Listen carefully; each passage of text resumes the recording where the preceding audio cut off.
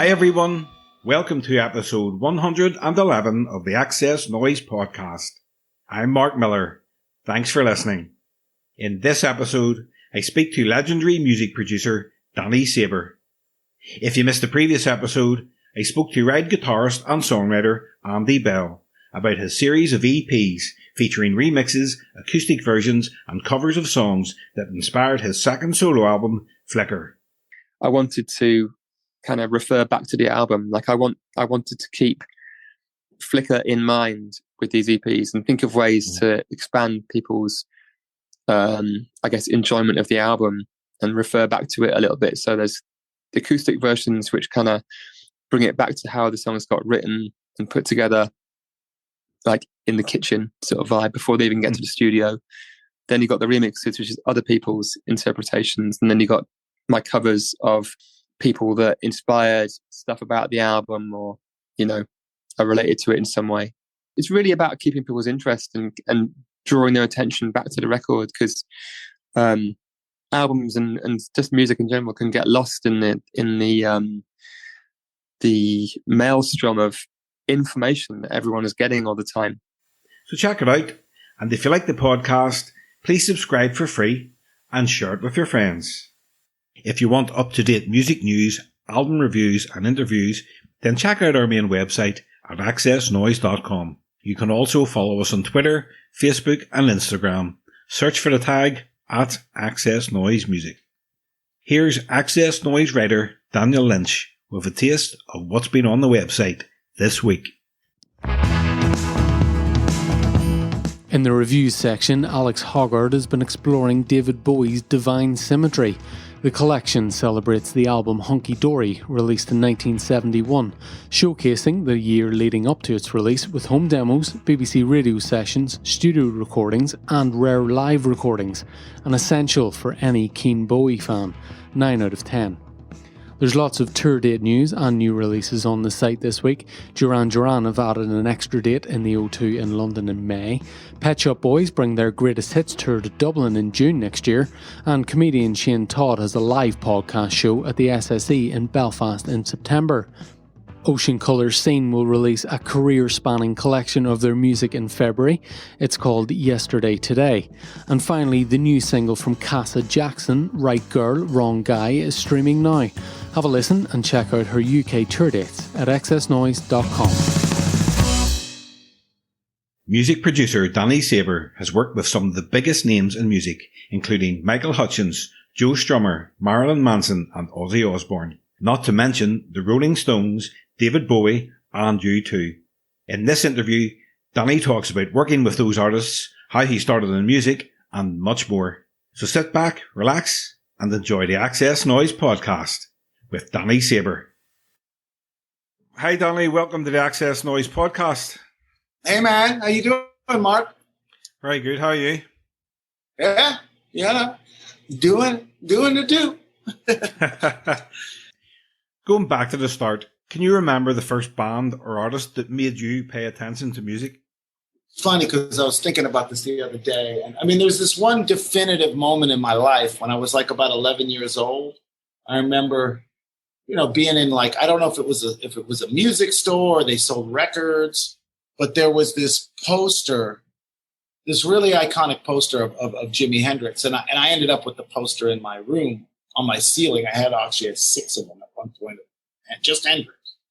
And it's the one where he's like all in blue and he's playing a white Strat. And I think it's the Atlanta Pop Festival or something. I finally found out where the picture was from. But I remember just the moment seeing that poster and just thinking like, I had no clue what it meant. I was 11 years old. I just knew something like I wanted some of that. Whatever that was, I wanted some of that. Had you heard his music at this stage? No. And then the funny thing is, then there's a couple. Then I was trying to think the other day, like, because that's how sometimes I'll go to sleep. I'll see how far back I can remember. Like my earliest memory of anything to do with music, when I was a little kid, when I was about, I guess, 2 years old, we moved to England for like a year. And because my mom's English. And so when we were living in England, I didn't know that. Yeah, my mom's English. So I had this And my dad was like trying to figure some stuff out. He's like, okay, we tried to go to England and see, if he could kind of make a start there or whatever. And, but my dad was a very hardcore New York, high-strung New York individual. And his personality just didn't work in London because he was a salesman. And he's, very, very New York. But I had this cool uncle, Amadi, who was a big influence on me. He actually had a hair salon on Kings Road in the West End, and he was really a cool guy. And I remember I was on this like bar stool, and I couldn't have been more than 3 because the reason I remember it is because I fell off the bar stool. But the other memory was him walking in with Yellow Submarine, and that's the first record I remember ever like sort of or like of being aware, wow, what is this thing? It's a record because of the drawings and stuff on it. And I remember listening to Yellow Submarine, and I don't know if I actually remember it or I just, I remember it because I know it happened. And the other thing I remember is getting and then I remember ordering a Mickey Mouse Club record in the mail and waiting for the mail every day. And I was probably a little older than I was in California. So yeah, it's funny how those things sort of, when you look back at them now, they sort of are these pivotal moments, or at least in your mind they are, I don't know what they really mean, but yeah, so that's sort of, that interest was always there. And I remember hearing the Rolling Stones on the radio once and saying to my mom, I like the Rolling Stones. I think it was like Only Rock and Roll or something. So that must have been, I couldn't have been more than like, 8 or 9. Can you remember the first time you actually went into a record store and bought a record with your own money? And can you remember what record it was? Yeah, I do. I bought, funny enough, it was Heatwave. And I bought, I kept hearing this song on the radio. And in those days, you'd hear a song on the radio. And if you caught the name of the song and the name of the band, you were lucky. But a lot of times you just put on the radio and the song would be in the middle of the song. And then they wouldn't say who it was. But somehow I figured it out. Yeah, that was one of the, I don't know if it was the first record I ever bought, but I remember buying that Heatwave record. It was all black and it said Heatwave in orange. And yeah, it was weird. I bought a Heatwave record. Yeah. And the guy from Heatwave, Rob Temperton, I've been on this Michael Jackson binge lately. And the Jackson 5 for sure too was a big deal to me because it's kind of funny. We ended up in California. My dad worked in this tuxedo store on Sunset Boulevard. And I actually went to the elementary school. I went to Gardner Street Elementary School. When I was in kindergarten, Michael Jackson was in 6th grade. And the Jackson 5 actually came in the store. My dad had this autographed picture of the Jackson 5. And I was obsessed with Michael Jackson when I was a little kid because they had a cartoon and all that stuff. But he was in 6th grade when I was in kindergarten in the same elementary school. But I don't think if he came to school 5 days out of the year, that was probably a lot.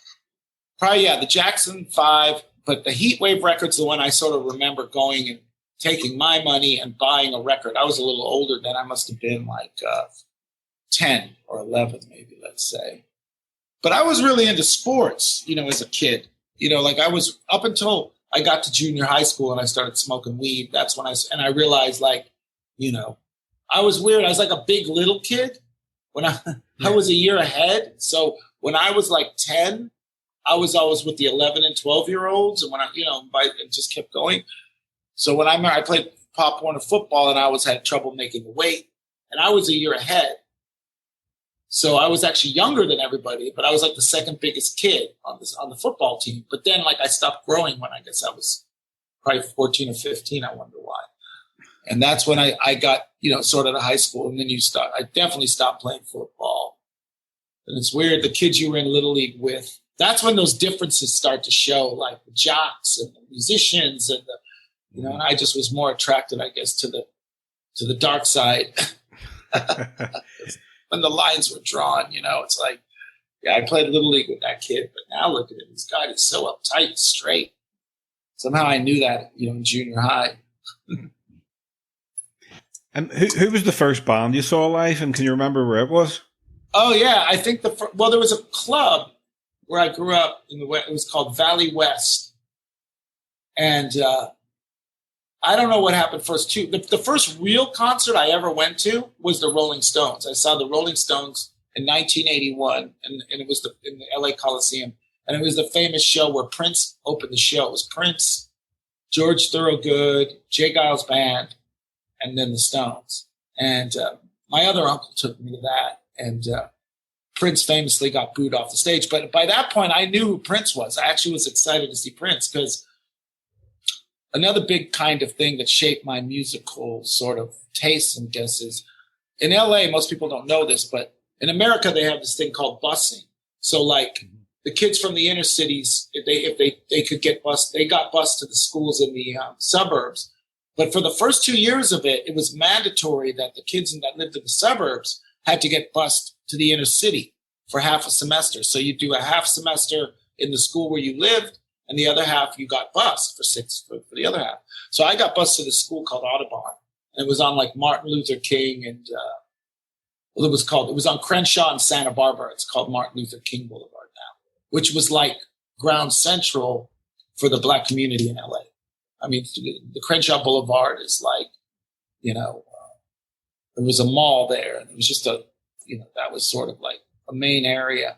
But what was cool about it is it was pre-MTV and all that. So I got exposed to all this music like that I never would have heard if I was stuck out in the valley. Like I never would have heard Prince for sure. I remember hearing P-Funk for the first time because there was like a quad and these kids would come out and they would tumble.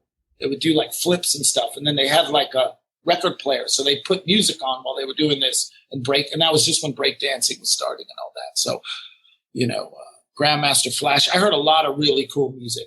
I got exposed to a lot of cool music. And I think that was the bug that really lit me, because I was really into Hendrix and rock and metal and all that stuff. But I just liked music, but it was a weird time because, you could get beat up for having the wrong record under your arm, Yeah. You really could. I remember getting in fights. I got in a fight because I had a Hendrix record once. A guy called me, an N-word lover and all this shit. It's fucking Hendrix, dude. Are you kidding me? That's how ignorant and weird people were back then, Music really, and if you were a punk, and a bunch of long hair saw you at the bus stop, you could get your ass kicked for the way you looked. But it was over music. But how did that work out? And how did you feel when rap music and rock crossed over with when Rick Rubin produced? Oh well, I mean, the MC and yeah, that's a little later. But no, I was excited. Because for me, and I guess it like my take when I really started getting into music, I realized pretty early, like I just wanted to be the world's greatest guitar player. Initially, like my dream was, because after Hendrix, I went through the Steely Dan phase. And when I started like kind of being able to play a little bit, part of me, wanted to be the conventional rock star guitar player. But there was another half of me that was like, it's already starting to be like, I wanted to be Jay Graydon. Like I wanted to be the guy that played on the Steely Dan record. You know what I mean? I wanted to be a studio musician. And then I realized, like, I kind of got it started with, I had two ghetto blasters or, kind of those old tape decks where you could actually put a cassette in and listen to the radio, but you could record on them. And I used to take two of them and and then put them in between my guitar amp. I'd lay down a rhythm part. Then I'd play that back on the first one. And then I'd solo and record it in the next one and keep going back and forth and starting to build these like little ideas of tracks. That's one of the first things I remember doing, because when you're that age too, like the thing is to be able to play, like the kid who could play the solo to whatever note for note. That's the one that everybody's like, oh, wow, but I never really was good at learning things exactly right. So I know I'd always run out of patience and then just start jamming along with the record. And sometimes I'd get frustrated by it, but it'd be like in the long run, that was a way better way to like kind of learn, because I was always figuring out I'd add that other part that wasn't there. So I had a knack for kind of putting stuff together, and I kind of realized it, and then I had a 4-track. And then the other thing that was a big sort of milestone was it was right as equipment was becoming a little more reasonable and available. So I had, what are these 4-track Porta Studios that, you could do 4 tracks on a cassette, And I got a keyboard, and then I got a drum machine. So I remember I started doing, like, making little demos and making tracks. And that was pretty early. You know, it's like, I think I got my guitar at 13, but by the time I was 15 or 16, I was making tracks. And this is in the 80s. I mean, this isn't when, like, that's not like a common thing that everyone was doing. If you were a guitar player, you were more caught up in, you know, having like those guitar racks that had all this, you know, $20,000 guitar rack or something. That's what a guitar player wanted in those days. And then I got my hands on a sampler, and that would have been in about 87, 88. So when I started hearing like the Run DMC record, that was what I was trying to do. You know, I was always where I was coming from. Like I always used to say, mixing styles was sort of the last frontier of doing something different and new.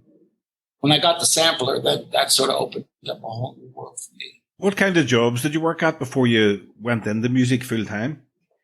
Well, I really had one main job. My dad owned a bunch of these tuxedo stores, and I was really young at the time, so I went to work for him when I was about 17. And you know, I kind of dropped out of high school, went to work for him. You know, always with the idea, I'm going to do music. I'm going to be a musician.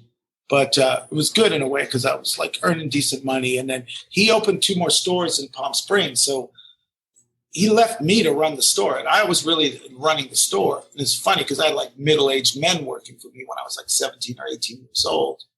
But I will say it was the best training ground for the music business because I was, you know, on Sunset and Crescent Heights. We were right next to Schwab's drugstore, which is was an iconic place. It's where Lana Turner got discovered there. And so all the movie stars, a lot of the actors, by this time, it's like the old school guys would all be in there. My dad always used to joke waiting for their agents to call. And it was a cool little hub of activity. And we had a lot of celebrities came into the store, but we also got there was no credit cards in those days. So, or not, there were, but everybody didn't have one. It wasn't a given. So if you were renting to somebody, part of the job was sizing people up and figuring out if you could trust them or you needed to get a deposit because there were so many scammers in Hollywood.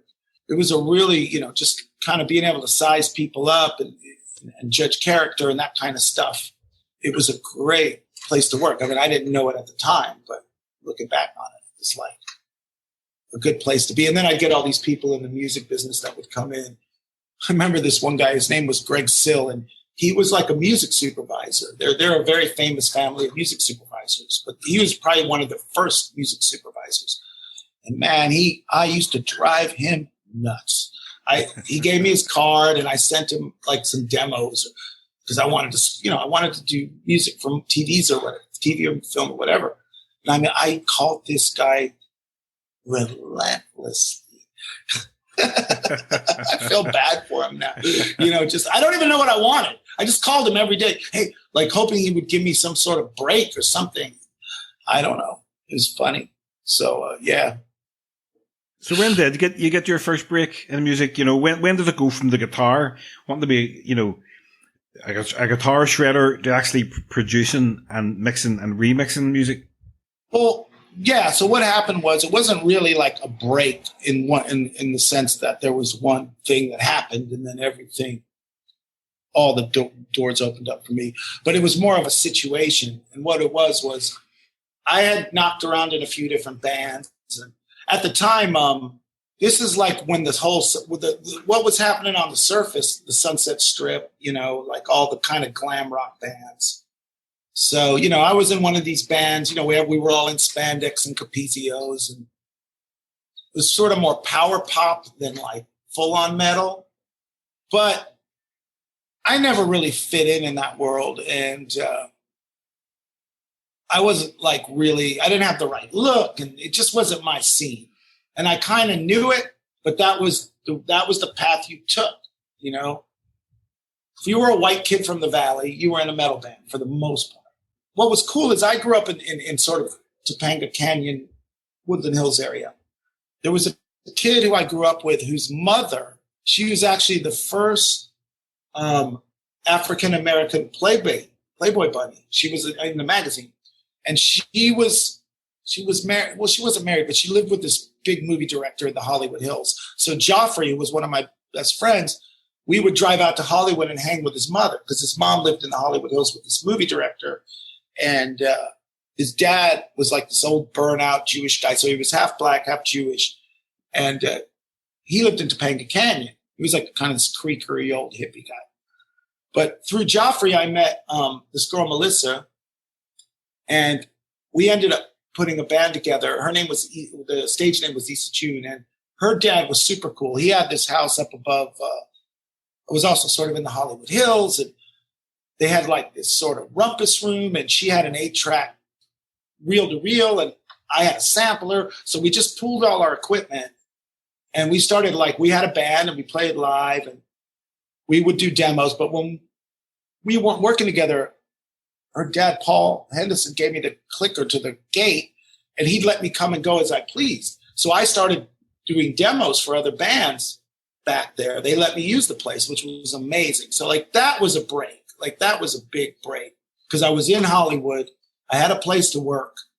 And then that opened up the door because the music we were doing was it was sort of very world beat, but mixed with 9 Inch Nails or something. But and I remember somebody playing me the 9 Inch Nails record going, dude, these guys sound just like you guys, because it was sample based, and we would sample a lot of Middle Eastern singing and stuff. But then it had heavy guitars on it.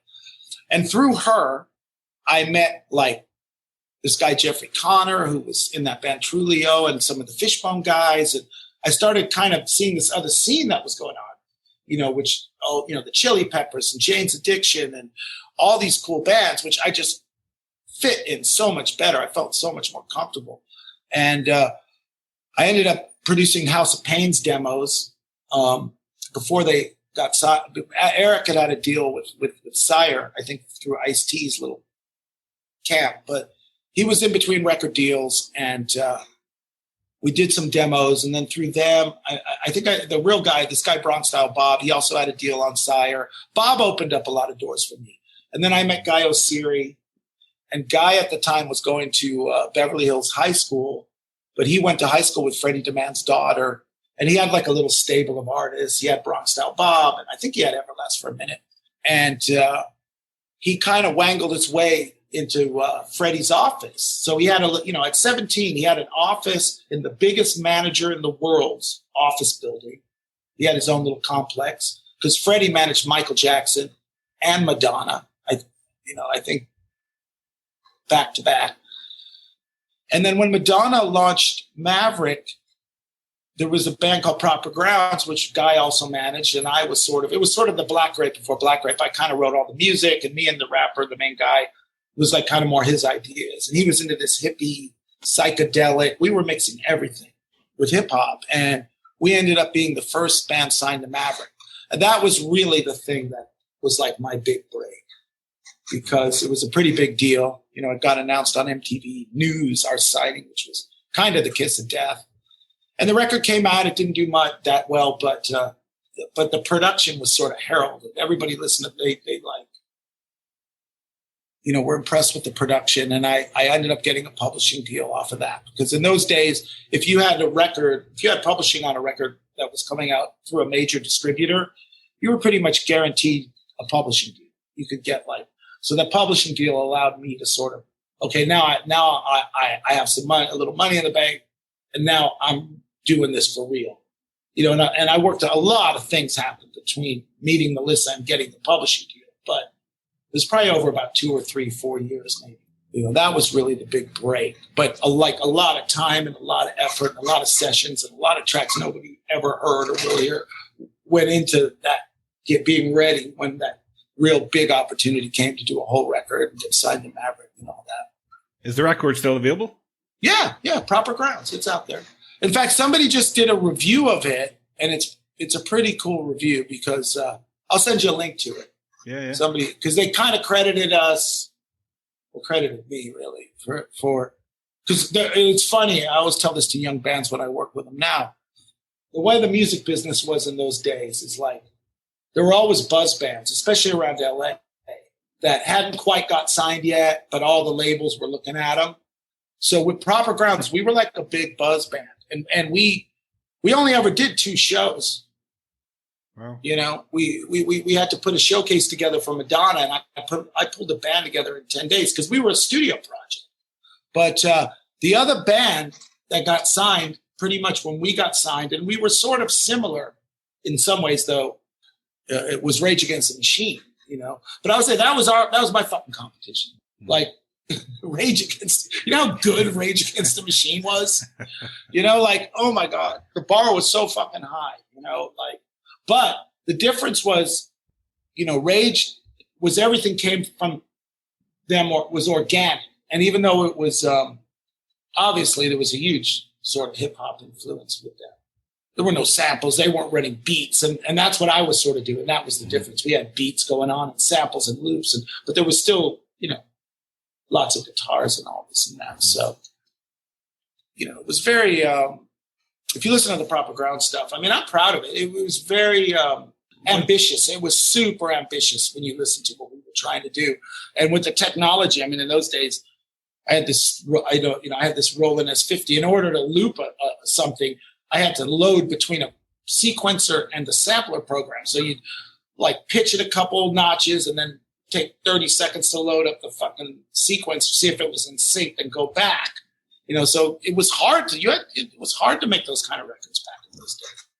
Getting live instruments and all that stuff to sort of work together, you know. And that's sort of where I was going. But it was clear. You could hear where it was all going, you know. So what happened to the band? Why did you not keep at it?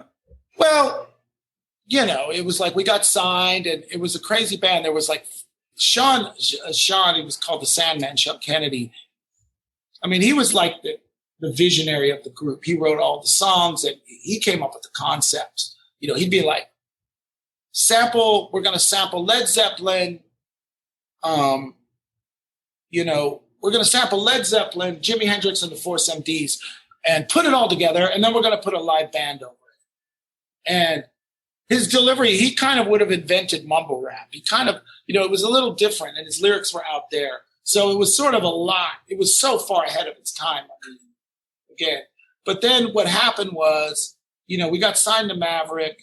We were all young. Madonna's talking about us, and it just didn't catch on. You know, it just didn't catch on. You know, it got put out. It came out. I mean, they went on our.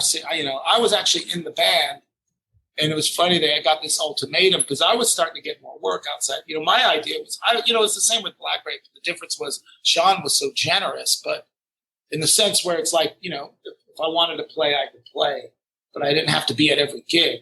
But with Proper Grounds, I was committed, but they were sort of like, look, you know, you're either going to be in the band or not, you know, which was, you know, we were all kids, nobody knew better. So, you know, it was, and I understood where they were coming from. So, you know, I kind of like made the record and got it signed, and then they put the band sort of went off and did their thing, and I wasn't really a part of it once it came out. So yeah, it's just one of those things that just didn't catch on, and, you know, but it got a shot. You know, I think it was way too far ahead of its time. I mean, we're talking 1992, dude. This is pre-Limp Bizkit. There hadn't really been a band like this. And it was fronted by 5 black guys. So it was kind of rock. It didn't fit into any categories. And everything in America is very compartmentalized. You know, it's either, is it R&B, is it rap, or is it rock? You know, and in those days, it was like even a band like Living Colour, they're really the only band that sort of got over, you know? Yeah. Fishbone had a hard time because of that. Like, because if the marketing guys and the radio guys couldn't compartmentalize it, it was hard to get anybody to really, really put their heart and soul into it and really get it out there the way it needs to, you know? So I think that was part of it. It's a lot of reasons. So when was the catalyst where you decided, right, I'm going to just go behind the scenes and start working as a producer and remixer? Well, yeah, that was always happening. And again, and like, I can't understate initially, like, how much Guy Oseary at the time was huge for me because I had an in. I got an in now. And all I had to do was back it up with talent and deliver. And I remember specifically Guy saying to me one day, like, hey, I got you a remix. And I'm like, well, what's a remix, right? He goes, you just take the song. He goes, take the vocal and make your own version of the fucking song, you know? And in those days, remixes really had a purpose to them. They weren't just done like for the sake of doing them. But usually, and later in my career, I became one of the go-to people for this. But if they were having trouble breaking a record or whatever it may be, they'd do a remix and maybe try to take it to the clubs and get some momentum going that way, and then circle back to the regular version on the radio, whatever it is, or hope that remix version would be the hit. Like with Primal Scream, I'm pretty sure that, what their whole career is built on an Andy Weatherall. It was a remix. Yeah, yeah. I was listening to the podcast with McGee, and he was saying that initially Bobby wasn't even on the fucking record. But what I looked at it more like, okay, the first one I did, Guy Got Me, was Information Society. And I looked at it as an opportunity. I get to get in the studio. I get to work on my skills. Because in those days, you had to get in the studio, man. You couldn't just you could sit at home and make demos, but it wasn't like now. You couldn't make a record on an iMac. You had to have access. And studios were expensive. So it was sort of my workshop or proving ground, my little laboratory to develop my skills. And I took to it really good. And the first one I did was Information Society. Then the second remix Guy Got Me was Madonna. And it was amazing because he went straight to Madonna. So he bypassed the whole Sire Records marketing department and got the masters. I just went and did the remix. We got Everlast because it was when Jump Around was out and huge, to do a rap on it. And that was my second remix. Right. So, and that's what kind of set the table for me to go over, make the trip to London that I always wanted to do and see if I could. Just something in me is like, you need to go to London. So I had a Information Society and I had a Madonna credit, which meant a lot. She was it was at the height of her fame. And, I had one record under my belt, and then that opened up the door to, getting some stuff rolling over in London. Well, let's zoom forward to that there. Once you got into London, you ended up playing guitar and bass with Shaun Ryder's new band at the time, Black Grape. So how did you get involved in a band from Manchester? Yeah, so what ended up happening was, like I said, I was super ambitious and impatient in those days. When I look back, it's so Guy at this point now, Guy ended up he got the A&R gig at Maverick. So here he is, he's 18 years old. He's the A&R guy from Madonna's label. And he was sort of, Proper Grounds kind of didn't happen. Writing was sort of on the wall. And I went to London. I had got this publishing deal with EMI, and I got EMI to send me. They sent me with all my gear and everything. I set up shop, and my cousin had a flat. Because like I said, my mom's from there, so I have a lot of cousins in London. So my cousin Richard had a flat in Hampstead Garden suburb. And I had all my gear set up in his front room. He let me come set up. And I went, EMI sent me, it was I had to recoup it or whatever, but I got him to send me to go do some writing. And I went to write with India from the Brand New Heavies, who I'd become really good friends with, and her husband, Brady at the time, who was managing the Heavies. And then I also got connected with Durga McBroom, who at the time had a hit with that. She was the background singer at Pink Floyd, but she had a song with a group. Her group was called Blue Pearl. I can't remember the same song, but it was a pretty big hit.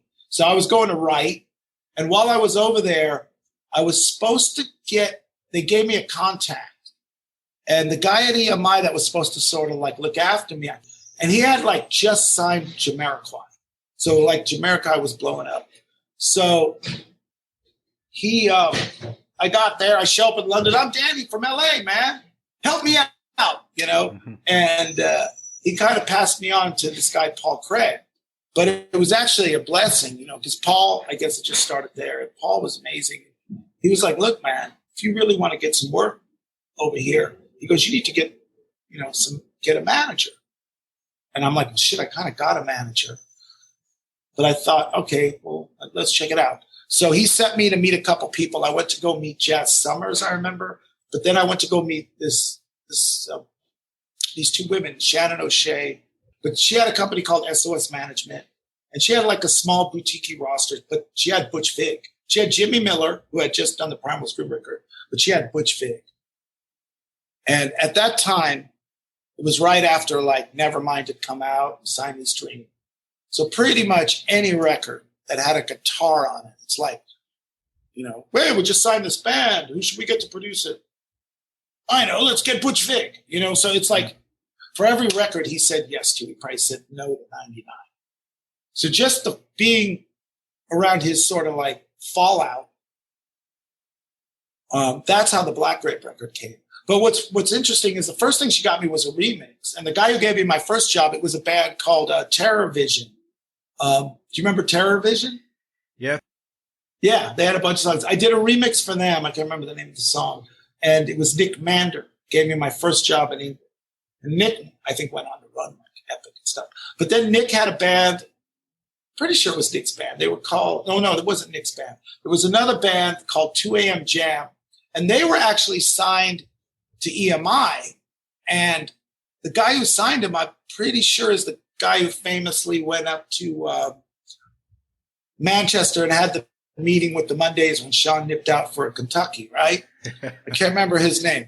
But this band was basically these three dudes from Birmingham. And the singer, you know, had just got out of jail. And like these guys, the other two guys were sweet, but the singer, man, he put us through the ringer. And he basically, it was amazing. I mean, they got so much gear out of EMI and so much equipment, and like unlimited budget. But so I made this record. It was a pretty cool record. I mean, it was cool music. It was really cool and interesting what we were doing. But needless to say, it never came out. It all sort of imploded. But I did this record with them. Might have come out, actually. And that's what set the table for Black Grape. So I was over there. And I remember getting, you know, this call, hey, Danny, you know, she's told me about Shaun. And to be honest, I didn't know who Shaun was. I mean, I knew who the Happy Mondays were. I knew who the Stone Roses were, which was actually a good thing. And then I remember there was like about a week between the time, like I knew I was going to go do a writing session with this guy, Shaun Ryder. And I started telling people like, hey, I'm going to work with this guy, Shaun Ryder. And they're like, oh my God, you know, don't do it. Like, which just made me want to do it more. What was your first meeting like with Shaun? It was pretty fucking magical. So we went down, we met at this studio in South London. It was just this sort of little production studio, nothing fancy. And he walked in with Kermit and this big black doctor's bag. And it's my first experience with Mance, you know, so like I couldn't understand half this. You know, now I'm fluent in Manc, but like then I couldn't fucking understand half the shit he was saying. And he walked in with this doctor's bag. He's like, all right, nice fucking hand. And then he just mumbled some shit and he pulled out this big, gigantic bottle of, it said Kaleen and morphine cough syrup. And he shook it up, opened it, and he said, all right, you want some? Right? And I'm like, no, all good, right? So he goes, all right, I got a fucking idea. And he played me this sort of loop. And it was fucking cool, right? So I start getting the groove going. And in the meantime, it's like, you know, him and Kermit are kind of off doing their thing in the corner. And they got the cough bottle going back and forth. And he turns over the fucking bottle and he's like, all right, fucking shake well before opening. Great track. And that was the first track we wrote that day. The vocal that we laid down is on the record. I mean, I was on the floor. Me and the assistant were on the floor in tears because once he finally went in to go do the vocal, they went in together. And, you know, he's making donkey noises and like, we were in tears. I remember just laying on the floor. I've never laughed so fucking hard in my life recording a vocal. You know, and they both came out with a straight look on their face like, it's all right. I'm like, dude, oh my God. And luckily the remixing thing, I was ready. I was prepared. It was a great match because the one thing I always said with Shaun, and we kind of figured this out pretty quickly. It was like, look, Shaun and Kermit, the magic comes from them. They're like two boxers bouncing off each other. So they go in this, you know, control room with a bottle of cough syrup and shake well. They have a concept, but I don't know like how much of that was it was just like improv off the, and then I would just take all the bits and approach it like a remix. I never made Shaun like learn a song or say like, okay, right. Because he had actually told me that when they did the record in Barbados. Yes, please. Yes, please. Tina sat him down. It's like, okay, Shaun, we really want to get a performance out of you and retain the integrity of the songwriting and have an arc and all this super heady shit, which is, if you're working with, whoever, like Celine Dion, that makes sense. But it's Shaun fucking Ryder, man. Just let the guy go and then figure it out. Oh shit, that's the verse, that's the chorus. So I never asked him to like think. He just had to go and be Shaun Ryder. And it was really liberating for him. I mean, we talked about that. There was never any, because then I just fucking put it all together and we'd figure it out, because that's where his genius comes from, is the spontaneity. And, you can't box him in a corner. Every artist is a little different. There's other artists that, like, Frank Sinatra couldn't sing if the orchestra wasn't live. You know what I mean? So it's everything in between. So you got to kind of recognize who you're working with.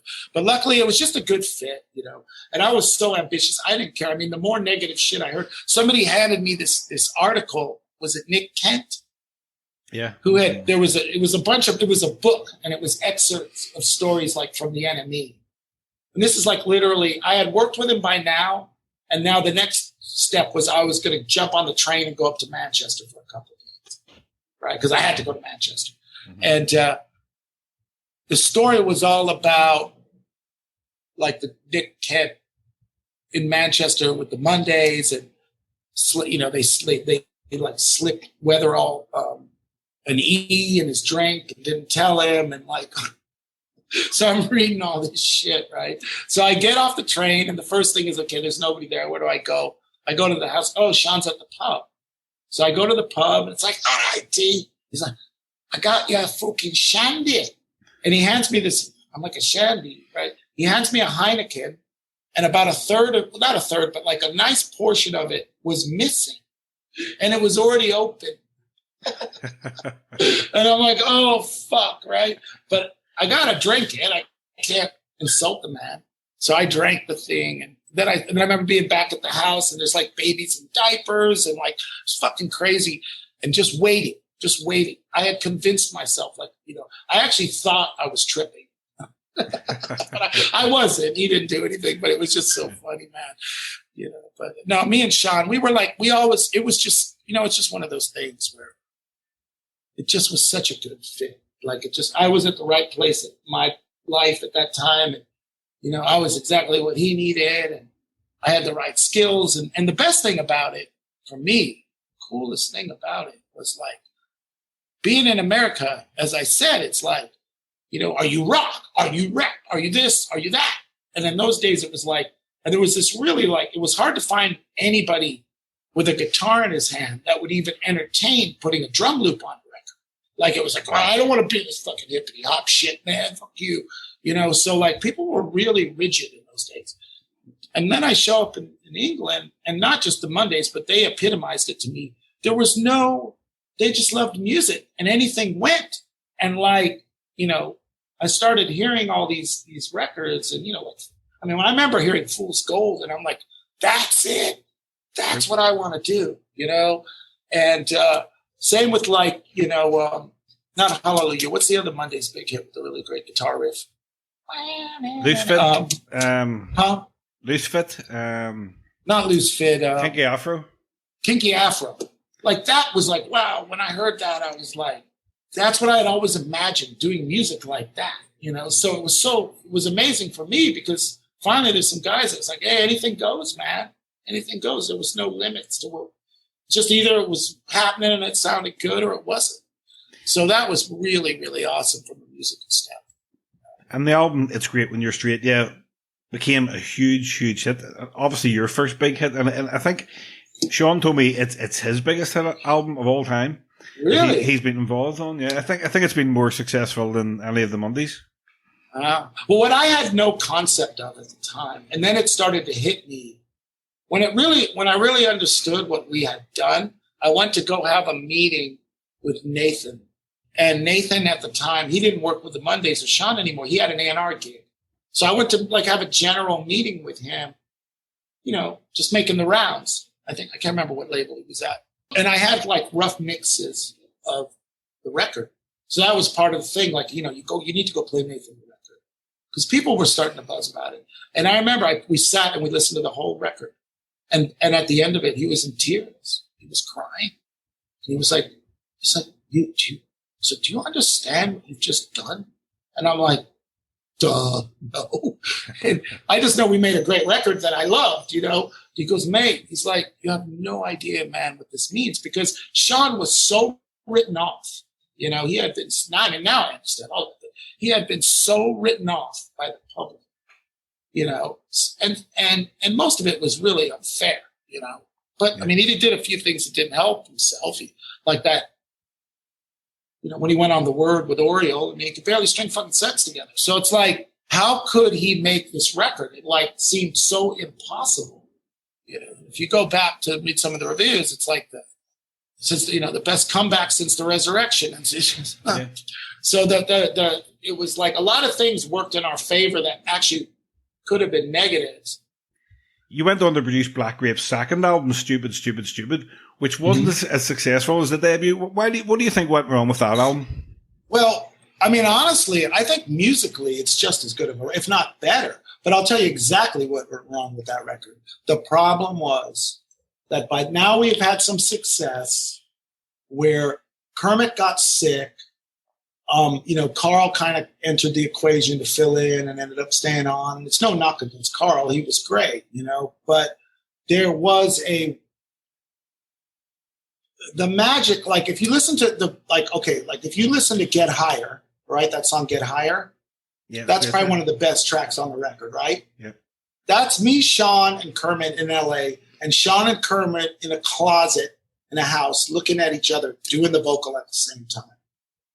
So, but the bulk of that record was done, it wasn't done that way. It was like Shaun went and did his bits, Kermit went and did his bits. And then, you know, business started to enter the equation, and somebody wanted more money and somebody wanted more this and somebody wasn't getting enough of that.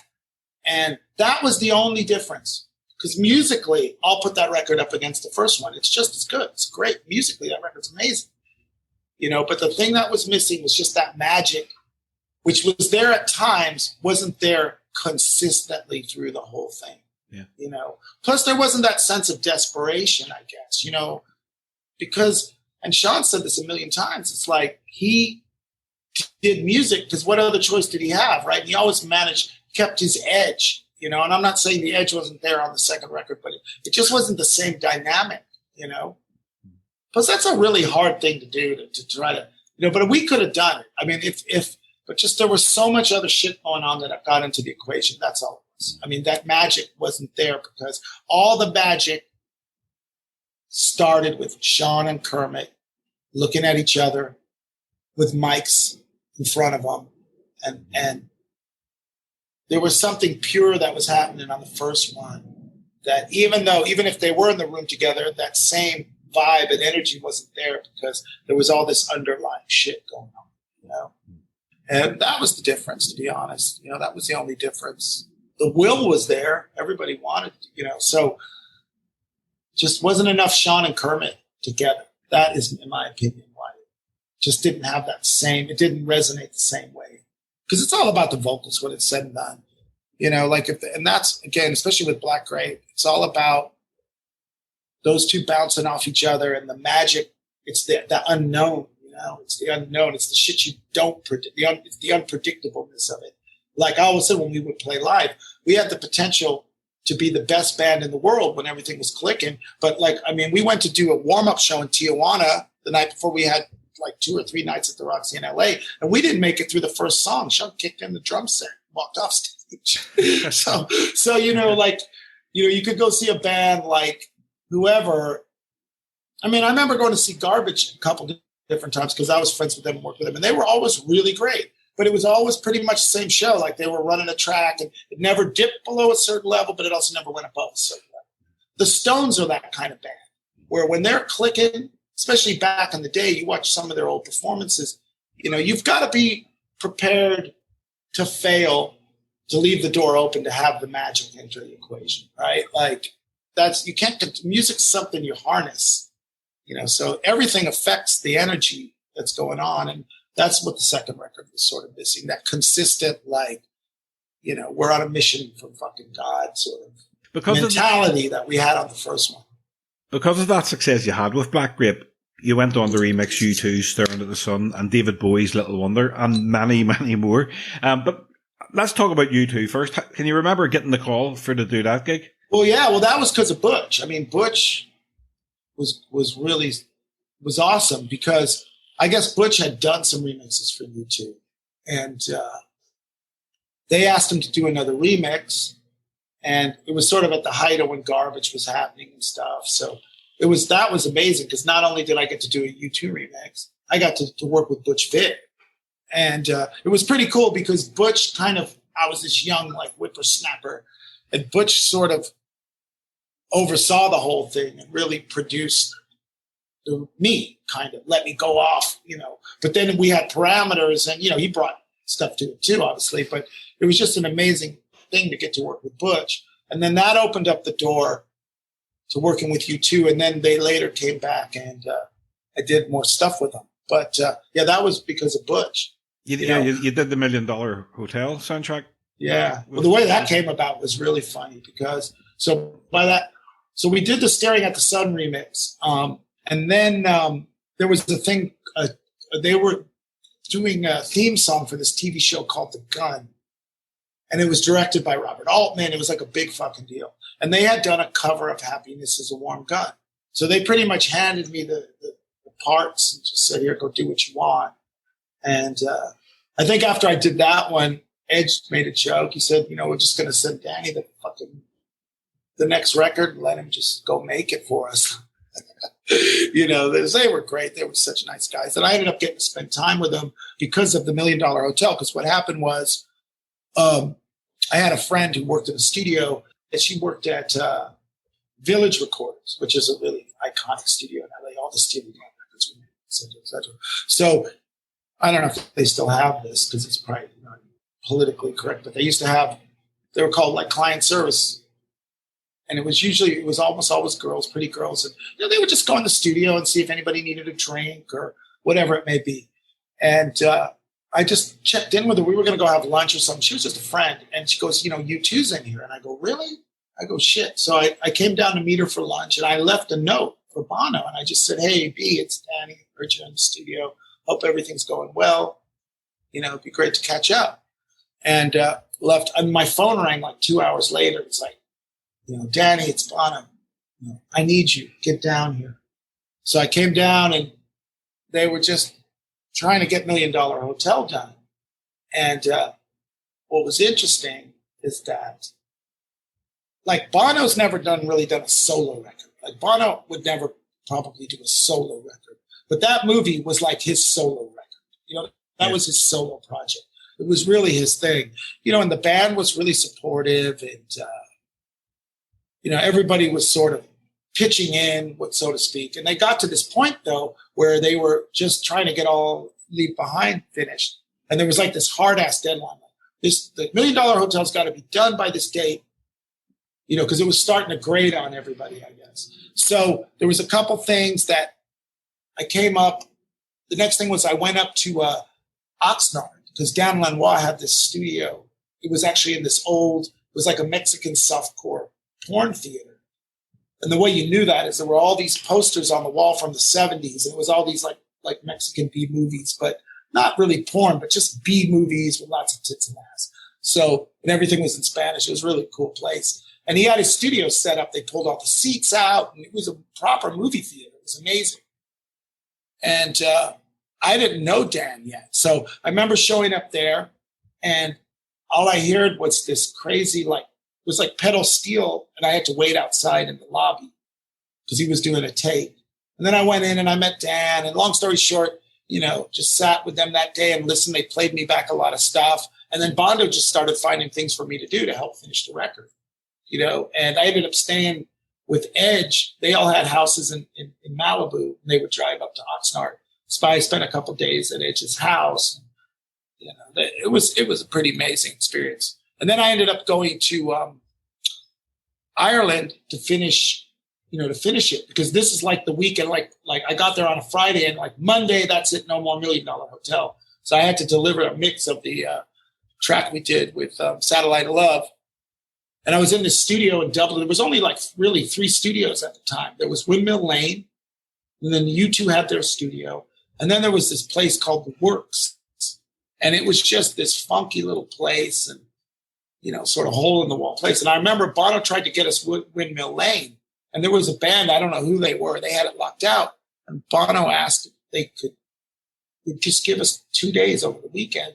They told him no. I mean, I don't know how you tell Bono to fuck off. Like, I mean, imagine the favor they could have. So they said no. So, okay, we're in the works. And at the time, everything was still on 2-inch tape. So I had literally every piece of rental gear in Ireland in that room. And I was just trying to get the shit to play back. I mean, it was a mess, you know, because the room couldn't really handle like the technically what we had going on. So I remember Bono walked in it was Saturday at about 5 p.m, and I still couldn't even hear anything. And I'm like, do you go home? I go, let me get a handle on this. And he's like, okay, but you know, we got to get this done by Monday morning. You know, if it means I went, no, don't worry, man. I got you. Just go home. So he left, and we got the shit rolling. And I don't know, somehow magically, everything started coming together. So I went in the next day. It sounded pretty good. And anyways, by about 2 or 3 o'clock, Bono shows up, and he's literally got a sleeping bag under his arm. Because he's like, if we have to stay all fucking night, we're staying all night. That's it. We've got to get this mixed up. And he walks in and he goes, how's it going? I go, well, actually pretty good. I want to play you something. And I could burn CDs. Like I was one of the first people that had one of those standalone CD burners. So I'd always run my mixes off the CD. So I took them in the lounge. There was this shitty little lounge with this shitty little, you know, boom box. And I played him the mix that I had just printed. And he looked at me. Let me hear that again. And I played it to him again. And he goes, let me tell you something. Some people in this world make your life really difficult because some people make it easy. He goes, Danny, he goes, thanks for making my life easy. Let's go get drunk. and I was like, wow, we're done? And he's like, yeah. He goes, it's fucking amazing. And then we drove around Dublin in the car, just blasting the mix. Then we ended up at his local pub and just got shit-faced. And then I ended up going back to his house, and he had this amazing house. I'm sure he still has it.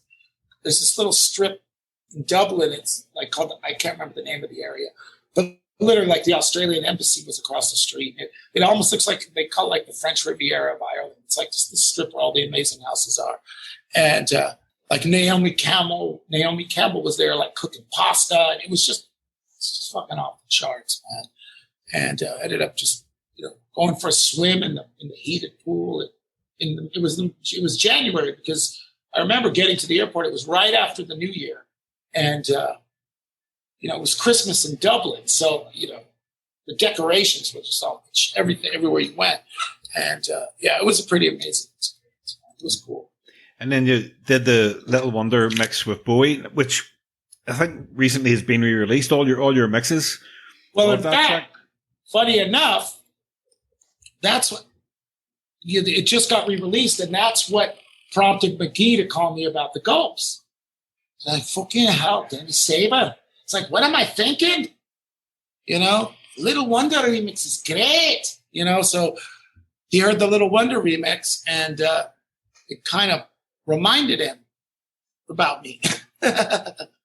Yeah, so, you know, one thing that was really great about the Black Grape record was it was a really unique record. I always say this, I was talking to McGee about this, because we're kind of, the Gulps are a similar type of band, and I know we're not going to talk about the Gulps yet, but they're a similar band in this sense.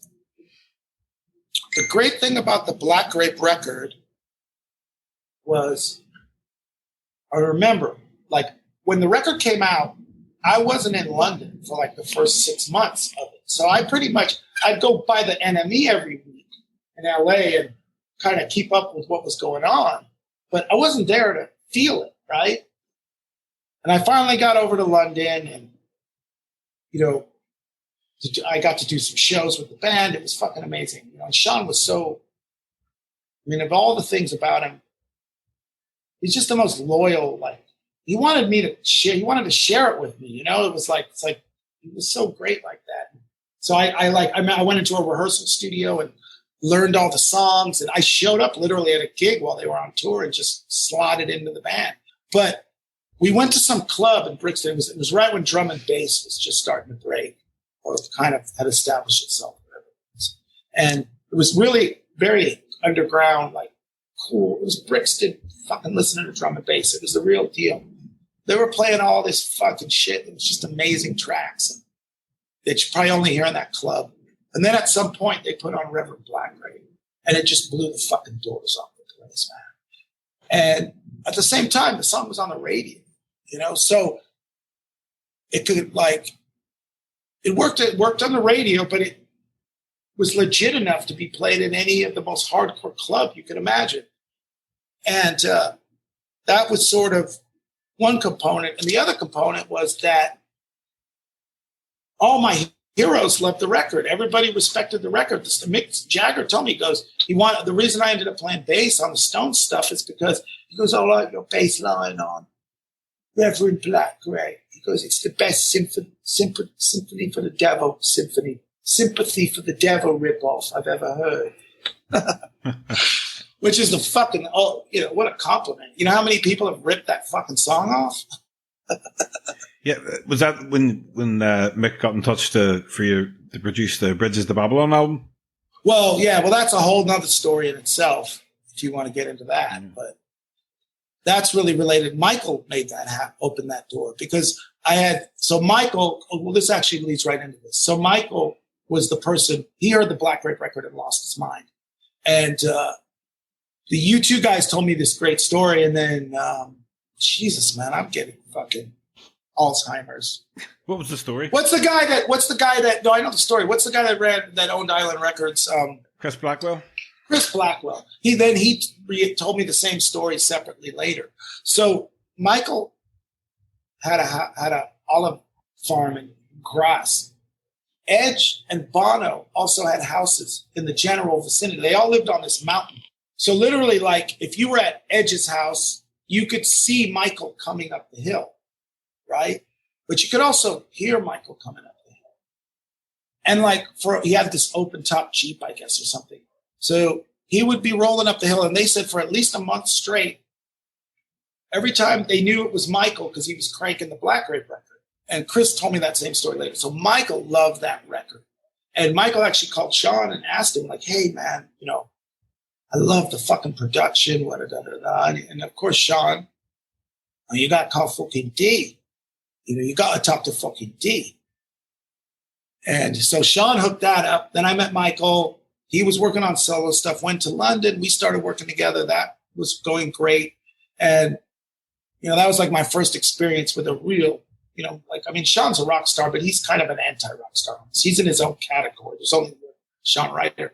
But Michael was like a real conventional, you know, textbook rock star, you know. So we were going out to really expensive dinners. And then after we would go to the night, we went to this club called Brown's, and we were in Brown's. And Mick and Ronnie Wood walked in, with Jagger and Ronnie Wood, and I was shitting myself, man. Like, the closest I had ever been to Mick was LA Coliseum in 1981 in the 80th row or something, right?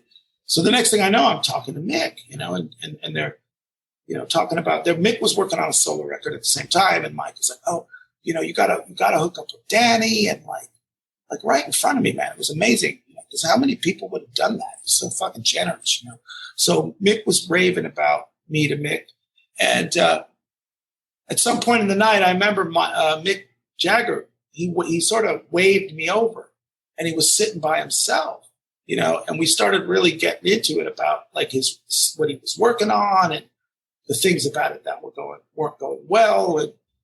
And I just looked at him, I said, hey, I go, why don't let's just do a day in the studio together, man. I go, don't worry about money or anything. I go, it'd be worth it for me to just get to spend an afternoon. Let's go work on a song, and if it goes well, we'll take it from there. which was definitely the right fucking thing to say. So then about a week and a half later, I got a call in LA because I went back to LA, week or 2, 3 weeks, whatever it was. And it was this guy, Jerry Harrington, who's since passed. But Jerry was a really interesting dude because he was actually Joe Strummer's manager. He was just this uber rock fan. And he grew up in New York and he saw those bands on the Lower East Side. So he was like a super punk snob. But at the same time, he was also a manager. He managed actors like Brad Pitt and stuff at this company called Brillstein Gray. But his passion was music. And he was friendly with Mick. And he called me, he said, I saw Mick last night. We had dinner. He was talking about you. He wants you to call him because he was in LA. And gives me the number. And it's like, oh my gosh, is Mick there? Calling Mick Jagger. Hi, Danny. He's like, right, I thought about your offer and I want to take you up on it. We've got a studio. And so I drove out to then a couple days later, whatever it was, go to the studio. And we did that. We just spent the day in the studio. And we ended up working on a couple of songs. And it went amazing. It went fantastic. And I'm like, cool, I got this, right? Were you nervous going into the studio? It was weird. It was like, of course I was fucking nervous. But at the same time, I was ready. Like, I don't know how to describe it. Like, I was so ready and I was so comfortable. Like I was just so excited to be there. You know what I mean? And to have an opportunity, because to me, and then when these things started coming out, not so much with Michael, because Michael, I wasn't like a huge XS guy or anything. But as I got to know Michael, it was actually better for Michael because Michael really was looking to reinvent his sound, but with the guys like Mick and Bowie and U2, and Reeves Gabrels had this saying, he used to say it's like playing Cowboys and Indians. It's like, I was a fucking fan, right? But then I have this skill set. So like, I always just tried to make the record. And that was all at a time in their careers where they were sort of far enough away from what they had established themselves with. And with the Stones, it's such a rich legacy. I mean, there's so many places to go musically that are legit that they wrote the book on, right? So I was always kind of just trying to make the record like the ultimate fan would want to hear, But funny part of the story is this. So then we have this amazing day in the studio. Couldn't have went better. And I'm busy. Things are going great for me. But it's Mick Jagger. It's like I'm waiting for the fucking phone to ring. Phone don't ring. Few months go by. It's like nothing's happening. I'm like, what's going on? And me and Jerry were really good friends. And it's funny because I think Jerry wanted me to get the gig more than I did because he knew he'd be able to hang out, right? So finally, Jerry calls me. He's like, hey, Charlie Watts had a big band at the time. He was doing a show in LA. He said, come down to the show because Mick's going to be there. And we, like the royal we could find out what's going on. So I'm like, cool. So I go to the show, and God bless Charlie. Got to know him a bit. He's a wonderful man. But 2.5 hours of Charlie Watts' big band is a bit much. But watch the show. So then we're in the backstage, and it's not a big place. It's the Henry Fonda Theater or something. So we're in this room now, and it's just packed with people. And Mick is fucking surrounded. And I haven't seen him since the day we were in the studio. So I'm like, God, I'm just waiting for my moment, man, right? And he's surrounded. So I can't get in there. I can't I just want to say hello. So finally, I'm like, fuck it. I tapped him on the shoulder. And he turned around and he gave me that Mick face of like, and then he just turned back around and continued talking to me. It just completely blew me off. And I was gutted, I'm like, but then the gutted turned into, well, fuck him, man. Fuck him. I don't need him. Fuck him, right? Of course, all playing out in my head. And then I got really like kind of bummed out. And I'm like, oh God, he didn't even remember me. Like it was just crushing, right? But it's a good moral to the story because I don't know how much time passed. But then at some point in the not too distant future, I got a call. Mick I can't remember if he called me what it was, but somehow I ended up on the phone with him and it's like, oh, Danny, it's Mick. sorry the solo album didn't work out. I had to kind of put that on the side for the moment. But I was wondering, would you be interested in working with my band? Wow.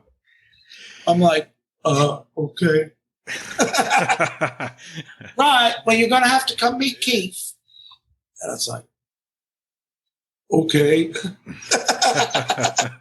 Yeah, so I don't know if you want me to keep blathering on. Well, just tell me about when you first met Keith for the first time. So then the next, because it's like, it's like a labyrinth of steps. At least for me it was. So then the next step was, okay, go meet Keith. So they were locked out in, at the time, it was still called Ocean Way, might be Cello, which is another iconic studio in LA, like Sinatra recorded there, the Beach Boys, everybody. So I go down to the studio, and they weren't really making the record yet. They were like just running songs. They were locked out. They were recording everything, but I guess they were just getting all the ideas together, figuring out. They were starting to narrow it down, right? Because Mick had songs, Keith had songs. So I walk into the studio, and I get directed to where the band is, and I'll never forget this moment. I walk in this lounge, and all I see is the back of this head. And it's like sitting on a couch, and the arms are both stretched out. The right arm has like an orange drink, and the left arm has like a red wine looking drink. Right? And Mick walks me and he goes, "Right, Keith, come meet Danny Saber." And it's just like just even hearing them say your name is kind of like surreal, right? Yeah. So Keith gets up and he's like, "Hey." And then I got introduced to Charlie, and he goes, all right. He goes, hi, I'm Danny. He's like, "Oh, I know who you are." He goes, "I like the Black Red record a lot." He goes, "So you're going to be working with us?" And I go, I hadn't officially been told I had a job yet, but I go, "I hope so." And Charlie goes, "Well, I hope so too." And it's like, that's Charlie Watts, right? Just completely couldn't have been sweeter. And then the next step was like no words were even exchanged other than everybody started like filing into the studio, and there was all this equipment set up. And Ronnie wasn't there, funny enough, but Mick asked me, "Danny, can you play the Wurlitzer, sir?" And I'm like, "I can play a little keyboard." I'm like, "Sure." I go, "Yeah, I can play keyboard." He goes, "Right, Danny will play the Wurlitzer." So then they just got this like group. Daryl Jones was there. I met Bernard Fowler for the first time. I don't think Waddy was there. And Jim Keltner was there. And anyways, we just started jamming on this thing. And I found a little part and locked into it. It was cool because the keyboard, I was about 3 feet away from Keith. So Keith was like looking at me. And that was sort of my intro. Like that was my test, I guess, which was, thank God, but again, I was ready, The million times I sat down and fucked around on a keyboard and could find a part and lock in on it, I didn't want to be that guy who was like, "Oh, I don't really play keyboard. I'm not going to start giving him a story." It's like, "Can you play the fucking thing?" "Yeah, I can play it." That was my attitude. I ain't no keyboard player, but I found something that sounded kind of cool. And then the rest, that was sort of cool. That was the interview. So how crazy was that? Thinking back to watching the Rolling Stones for the very first time as a kid, and then being in the studio playing alongside them. Yeah, well, one thing I fucking figured out really quick was like it was all of that and everything you can imagine. And then the great thing about icons, and it's not, there's always an exception, but for the most part, whether it's the Stones or U2, they're icons for a reason. Like, obviously, there's a lot of reasons, but when you end up in a room with one thing that they tend to have a consistent thing, and Keith is the best example of this. He knows everything you're thinking, right? And it's almost like splitting the duty of being Keith Richards and what you expect Keith Richards to be, but then he's still a person, right? Like he's still living his life, doing what he wants to do and being who he needs to be for himself. And that balance, right? Which those guys went through years to get to that point, I'm sure. So it ends up translating to these people live up to, at least from where I was sitting, they live up to everything you imagine they would be, but then more. Like the whole saying, "Don't meet your heroes." I don't agree with that. I mean, I've been lucky enough to meet a lot of them, and they all, I was in a unique position, because I was bringing something to the table. I wasn't just a fan asking for an autograph. But at the time, I wasn't looking at it like that. I was just like, shit. You know the scene in Trading Places when Eddie Murphy's in the back and they're like, giving him cigars and all that shit. And they're like, you can walk out right now. I believe I can hang out with you guys. Like, that was my attitude. Like, I can get all enamored and like caught up in the fact that this is so and so, but no, I want to hang out, man. I want to stick around, and having some usefulness was a pretty good chance. They're going to let me stay, So that was my attitude. Like, get over it, dude, and fucking show these motherfuckers something, without being overbearing or it just came naturally, I guess. It seemed to work because one thing I'm proud of is all those people I worked with. The more that was at stake, I always got called back. I mean, it wasn't like I did one thing and that was the end of it. It kept me around for a while. I got to hang out for a while. You mentioned that Michael Hutchence was a fan of the Black Grape record. So how did you actually come to work with him? So look, the way I worked, it was really pretty what's the right word? Unsexy or anything crazy. It's just, he sent my manager some demos and they sent them to me and, hey, would you like to work with Michael Hutchence? And I heard the tunes and they were cool. I liked what he was doing. And we got on the phone, it took about 30 seconds, because to be honest, I wasn't Michael Hutchence to me was always like, there was at least 2 girls I had gone out with that were fucking in love with him. So if anything, I kind of had that, like, my girl wants to fuck. But that's nothing unique. So then, once I got on the phone with him, it took about 30 seconds, and he was just so fucking cool. We talked about it. The next thing I knew, I was in London, at Andy Gill's flat. At that stage, Andy Gill had already been working on demos with Michael. So Michael had been making the rounds. He was like really trying to just define a sound, a solo sound outside of XS. Because his biggest fear was that what was really starting to was happening. It was like a self-fulfilling prophecy because you had all the tabloid shit, so he was becoming more famous for being famous. Then people were losing sight of the fact that he was a fucking singer, a great singer. And then grunge made a lot of things, which it should have never been within XS because they weren't a hair band, but it just made a lot of things seem dated, like really quick, and he got caught right in that because if you look at it, I went back when we were doing the film, I was doing some research and I realized that, you think of XS as the 80s, but that Wembley show when they were sort of at the height of their powers, that was like 91, I think. Yeah. And it was 91, man. And it literally, I think when Nevermind came out, 92? Yeah. Maybe even 91, I don't know. But it wasn't a very long period of time. So he had been like, trying to he wanted to do a solo thing. And he had done the Max Q thing, which was pretty cool. But, they were too big at that point. And there was a lot of interference from the label and the management. Nobody wanted that to succeed. So that was sort of like a fool's errand putting that record out. The record itself was really cool. He was doing some really cool shit, but it just didn't stand a chance from the marketing side. So he sort of came back to it. He had been working. He started where he worked with Tim Simonon from Bomb the Bass. He was just sort of making the rounds with different people. And him and Andy got quite a bit of traction. I mean, they had about 10 songs at this point. They were all pretty good, but he still felt something was missing. And I was sort of brought in initially from the production because he loved Black Grape. He loved the Black Grape record.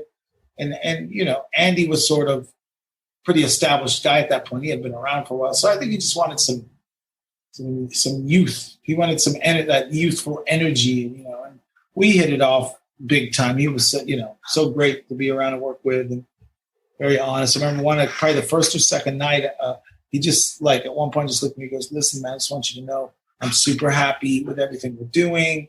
It's beyond my expectations. Like, you're fucking amazing. And he was the first real big rock star I ever worked with, because Shaun's sort of in his own. I mean, Shaun's definitely a famous musician, and I would go as far as to say, but Shaun's almost like an anti-rock star. He's in his own category. There's only, you know what I mean? Yeah.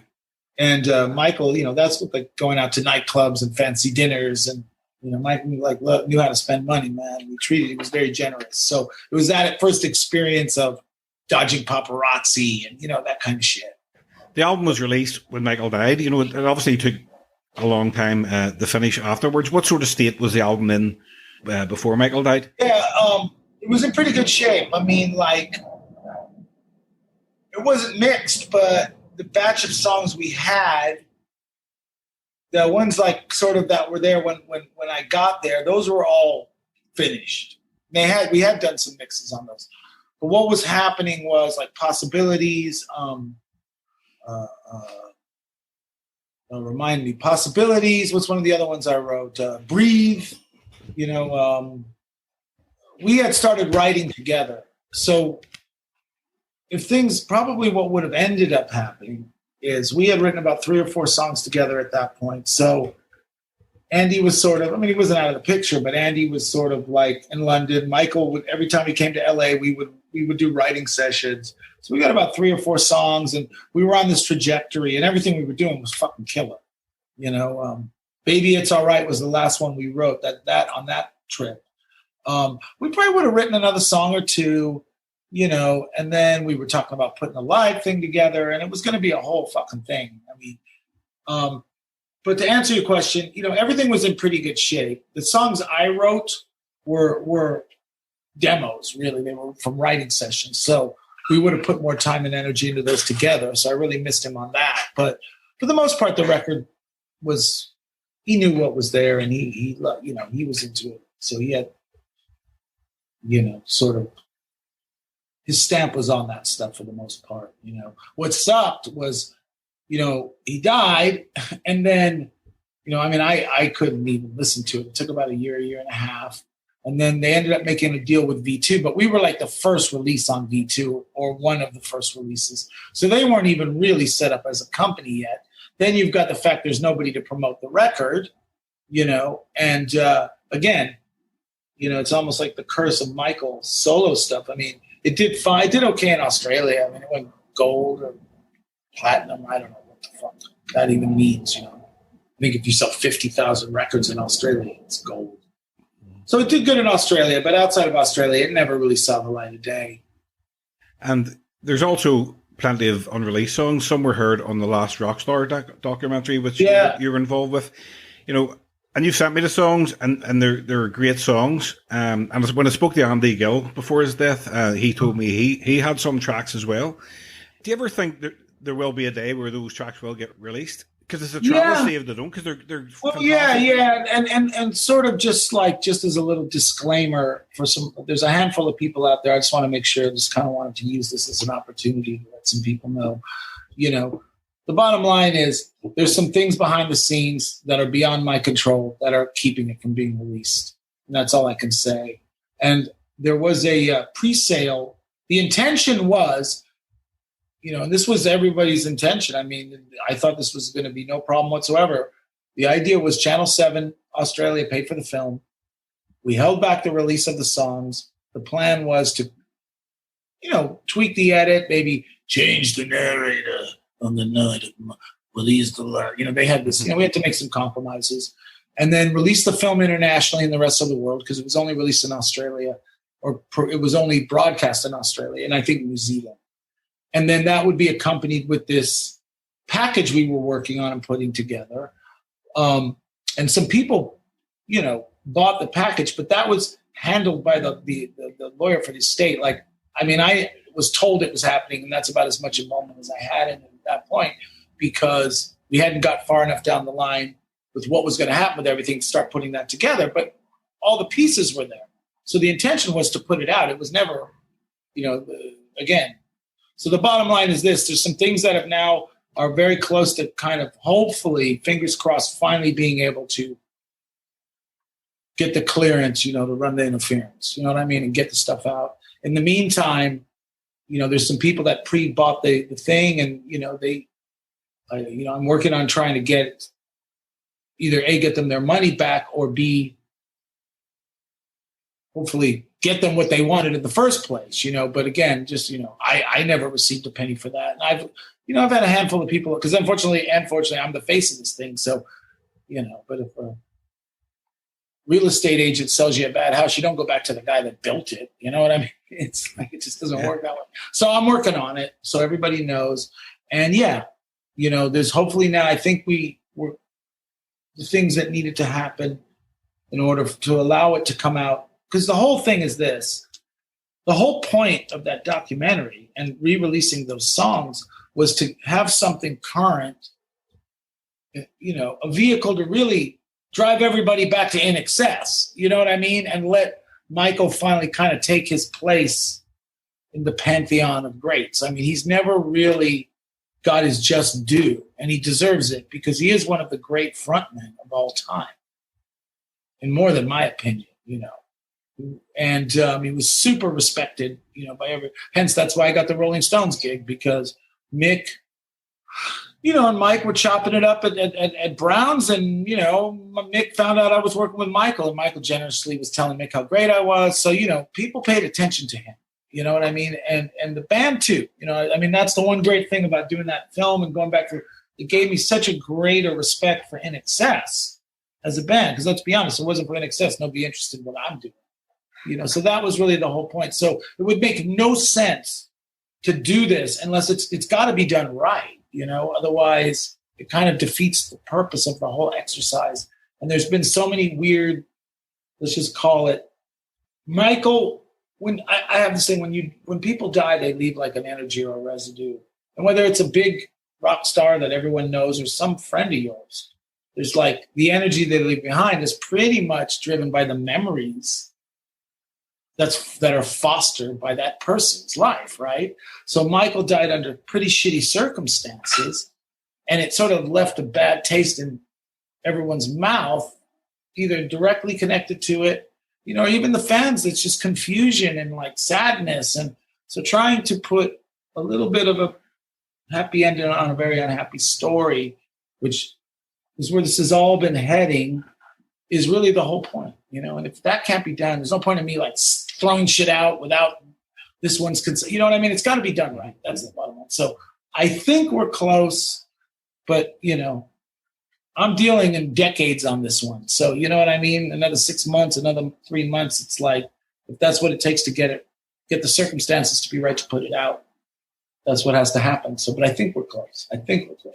So. Yeah, that's good news, because as I said, you sent me the tracks, and I've had them for a long time now, and they're very, very good, and they need to be heard. But the fans want to hear these songs, Well, exactly. It's precisely. It's all really for them, It's like, and again, it opens up the door to then having that conversation and reminding people of how great he was, and then the band, and then hopefully the dust can settle. I mean, they've run out of people to put in the Rock and Roll Hall of Fame, Mm-hmm.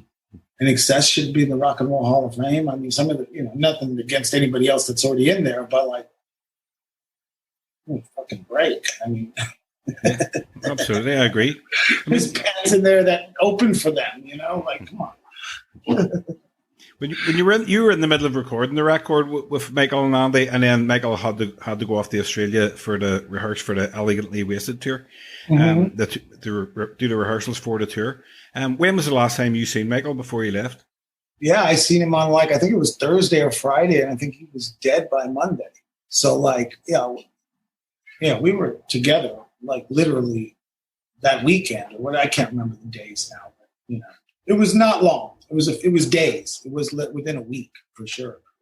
I've told the story a million times. He didn't want to go, and but it's like when especially with bands, with those kind of bands at that level, and I've seen this, it becomes like the changing of the seasons. Record, tour, and like it takes on its own momentum and its own energy, and. That's sort of what hopefully if we recut the film, that's really what I want to get into. I actually want to read you something. It'll only take a second. I wrote this thing called The Dark Night of the Soul, but I'll just read the opening thing. It's just a couple lines. Though Michael Hutchence died tragically, the way he lived and who he was is as far from the word tragic as you can get. Michael had a thirst for living that was virtually unquenchable. Like with so many who achieve rock stardom, many of the qualities that allowed him to reach the highest highs were also some of the same ingredients that contributed to his demise. So that pretty much says it all, man. You know, it's all the things that make you great and all the things that can flip. And unfortunately, the people that are probably the closest are the least able to really be there because they're vested in the whole thing too. So I was sort of in this unique situation because I was doing side thing with him, right? And I was on the upswing. So I was on one half of me, God, I wish I knew what I knew now then, but then I would have probably been no use to him because that was the whole point, that I was young and I was like, you know, it was that energy, you know, and obviously my skill set, but the energy that he was looking for. He wanted something fresh, you know what I mean? Yeah. So, you know, I could see we all could see what was going on. It was obvious, you know, he told us, you know, and he was in a weird space and things weren't right. It wasn't the same guy. And I had knew him for over about a 2.5, 3 year period. So it wasn't that long, but anybody that works on music, like in a real way, will tell you, you know, you could go in the studio for a day and by the end of the fucking day, you know that motherfucker. So trust me, for music time, it was a lifetime. And unfortunately, you know, he was already on, it was almost like predestined, you know, that's what happens. It's just like the energy. He was no longer in control of events. Events were controlling him. You know what I mean? That's more sort of, that's not an unusual story when it comes to fame, you know? So that's really what it all boils down to. The dude needed a fucking break, man. No one would let him take one. And he didn't have the strength to just fucking, you know, for a lot of reasons to just, you know, knock it on the head and say, you know what? I'm fucking done. I'm taking a break, man. You know, I need a break. Where were you when you heard the news about his death? I was in the fucking studio. I was walking down the hallway and like there was a TV on in one of the lounges. And like right at that moment, I think the phone rang, my cell phone rang, and it was my wife. And it was weird because we were going to see the Stones in Vegas. And I can't remember why, because she didn't want to fly. She ended up on this, like, she ended up in an RV. I can't remember who she was with, like guys from Guns N' Roses. She was with a band in an RV going to Vegas. And then I was going to fly, like, because I had to stay in LA to work, or was something had to be done. I don't remember. So I was going to fly in the next day. So she ended up in Ronnie Wood's room, and Joe, Ronnie's wife, you know, like took care of her because she was a wreck. You know, to be honest, then it was weird. Then I saw Mick, and Michael had introduced me to Mick. So it was kind of like strange because I'm in this environment in Rolling Stones world, and the dust is settling, and never really had time to absorb it. You know, it was just like, it was really weird, man. It was fucking weird. But yeah, I heard it walking down the hallway on MTV News. Beep, beep, beep, beep, beep. And I was like, what? And like right at that moment, it was just like, it wasn't now. It was still, I think I had a pager with texts, phones, fucking record plant phone, weird shit. The state coroner, Derek Hans, reported that Michael's death was suicide while depressed and under the influence of alcohol and other drugs. Do you believe that? Do you believe he committed suicide? Well, no. I mean, I think when we were doing the film and I said something and then I didn't even understand what I said. The guy asked me that same question and I said, there's no way he would leave the planet if he was in his right fucking mind, right? So what with the daughter, and, you know, he had a lot of bright spots. Life wasn't all dismal, you know, for him. Like I said, you know, it's like, but he had a lot of shit pulling at him. He had a lot of stress, you know, with Paula and the kids, and she could, you know, and Bob and this whole thing. And it was like, you know, and he was dealing with a lot of shit. And like, who knows where his head was at in that moment? Like Bonner wrote that song, Stuck in the Moment. It's about Michael, because maybe it was just a moment. And who knows where, but I don't think like whatever he was doing, like whatever that reason that belt was around his neck, my whole thing is he never should have been in a position for that to even be in the fucking equation, you know? He's in his hometown and there's not, you know, one person, and you know, people were there and people had left and he had dinner with his dad, but he was still super fucking alone, man, you know? That should have never happened. So you can't just point to one thing and say it was suicide. It doesn't work that way, you know? It's way more complex than that. But for me, the whole thing boils down to he should have never been in that position, man. You know, he deserved better, you know? But anyways, a lot of it though, man, it bucks the, you know, it's him too. He has a responsibility in this. So, you know, it's complicated. It's too complicated to, if you really want to try to unpack it, it's like, we need a movie. Right. Let's move on to something else. Let's talk about something. More depressing. Well, it's all good stuff. The rest of the way. No, I love talking about Michael. I don't know, you know, it's all good because it's like, that's all I can do now. So we got some tunes and you know, look, in the grand scheme of things, as I said, people out there, you know who you are. This has always been done with the best of intentions. And trust me, it ain't been easy because there's been, you know, like I was starting to get at earlier, when someone dies, especially under these kind of circumstances, it seems to attract a lot of wolves. And there's been wolves in this, navigating this whole thing. Is, you know, it's been tricky, and even in the best of circumstances, trying to get a movie made. I mean, I went into this thing like, yeah, we'll make a fucking movie. Come on, I can produce it.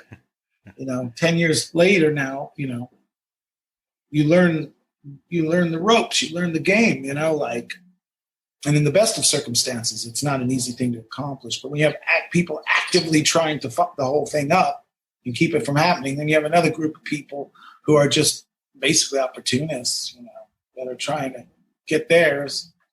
It's a slippery slope, my friend.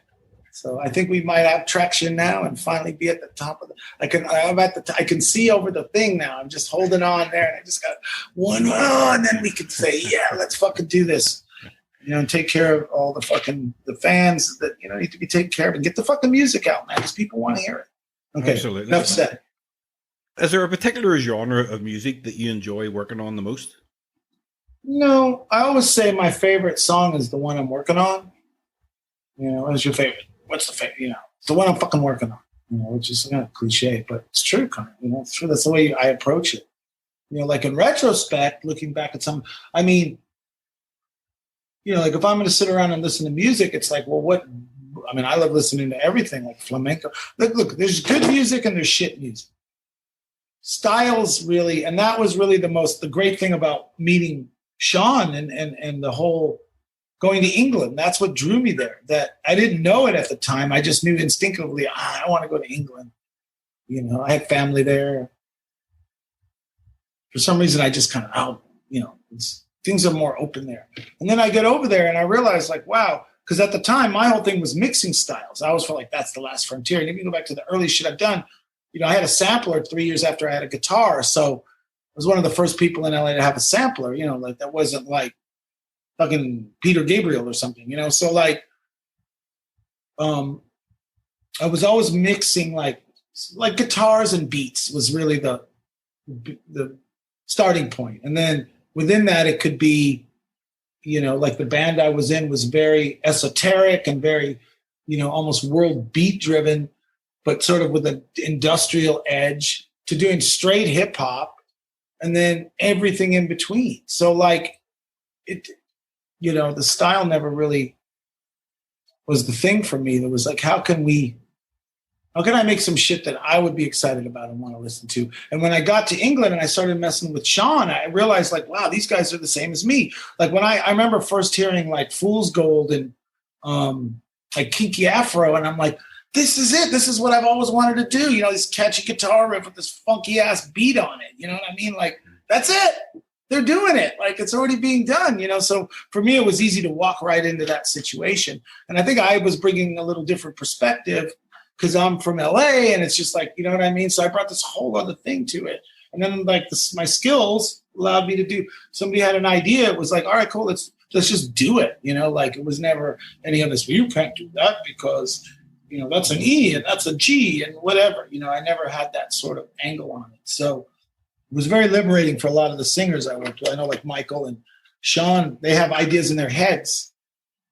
And a lot of times the musician will be like, shut up and sing. I'm the guitar player. It's like, no, if you listen to the singers, they'll always take you places you wouldn't go as a conventional musician, you know? So yeah, styles is almost irrelevant. It's about just feeling the fucking vibe and like building on something and building something.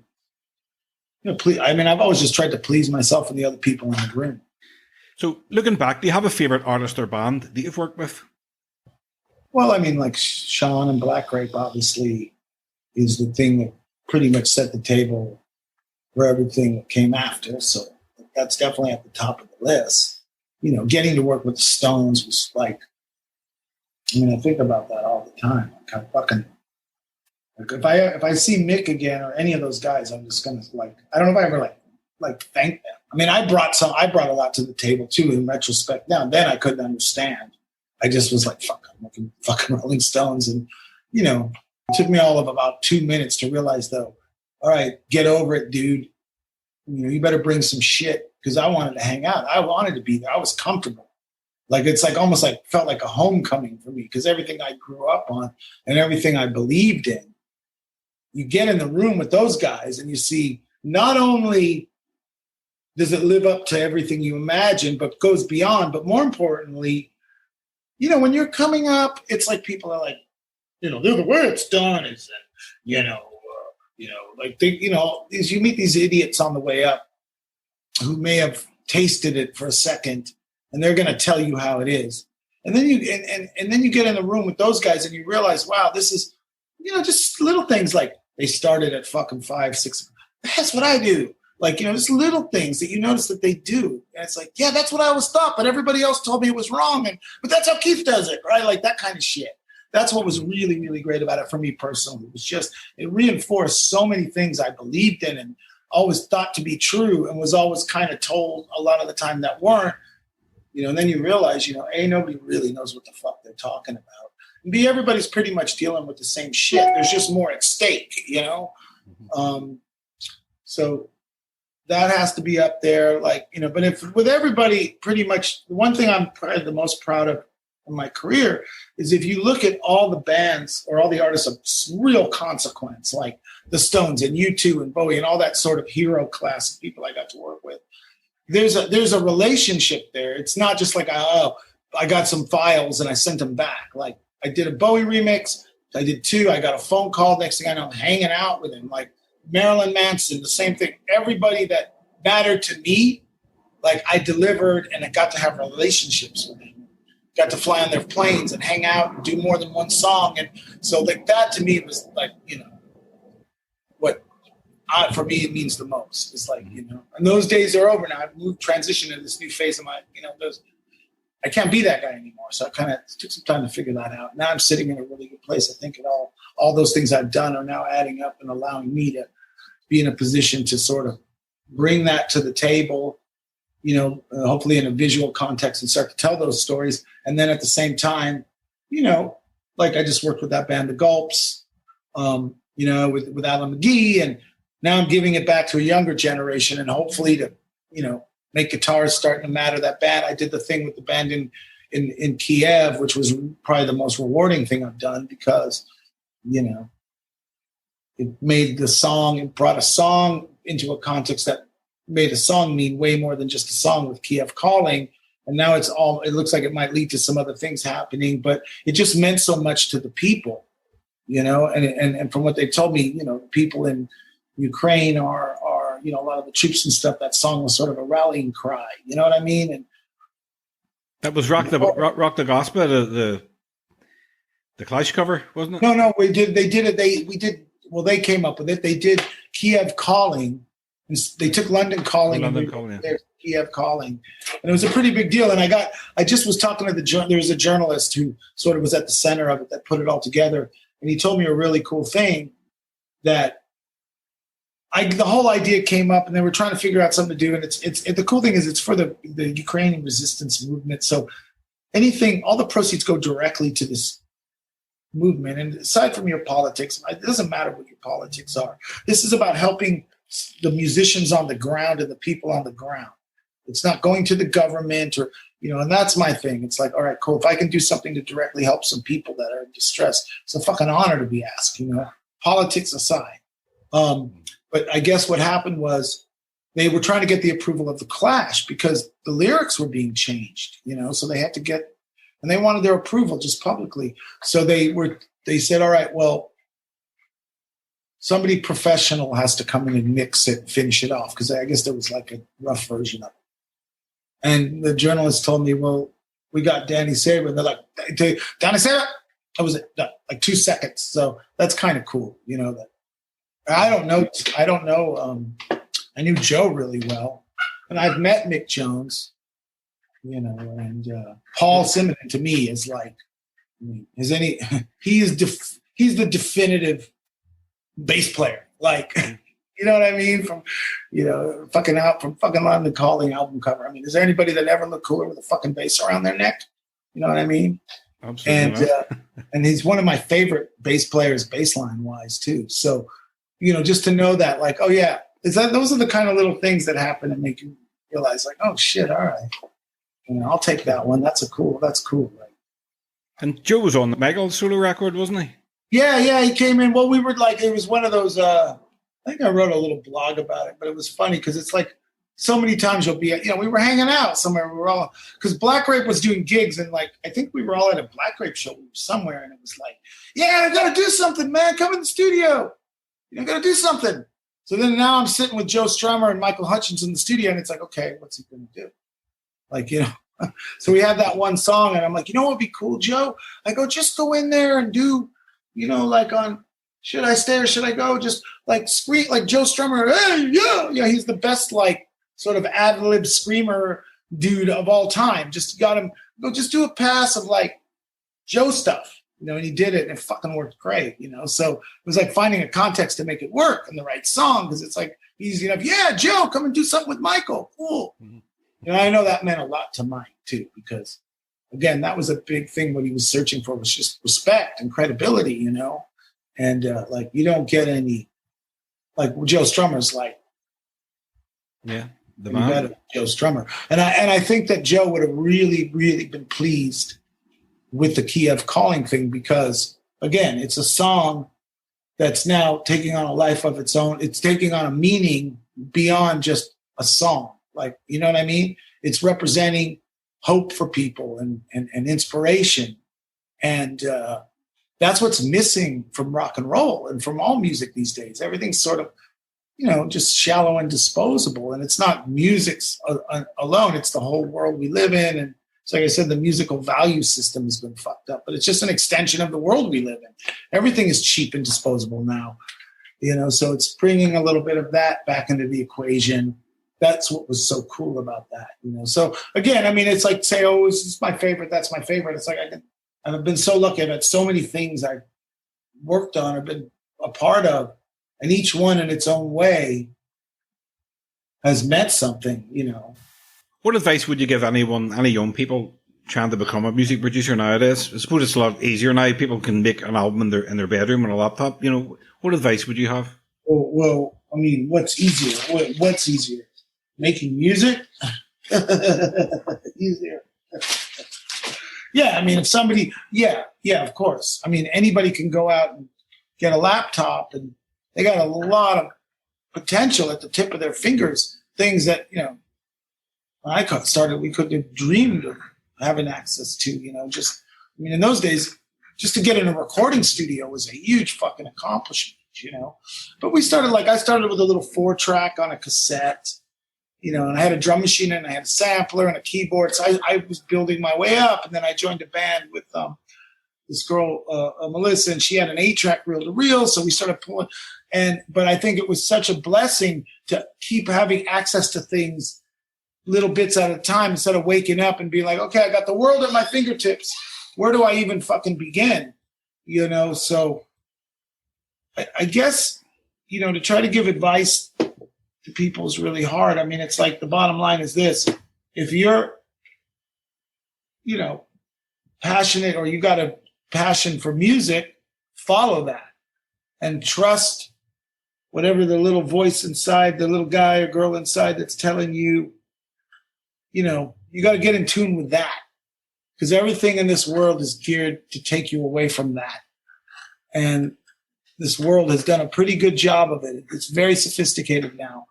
This whole thing of like chasing the carrot, right? Instead of just like being in tune with whatever it is inside of you that makes you see the world the way you want to see it. And that's the whole point of making a song or making a painting or whatever it may be, is putting your own little individual stamp on it, bringing your personality out of your art.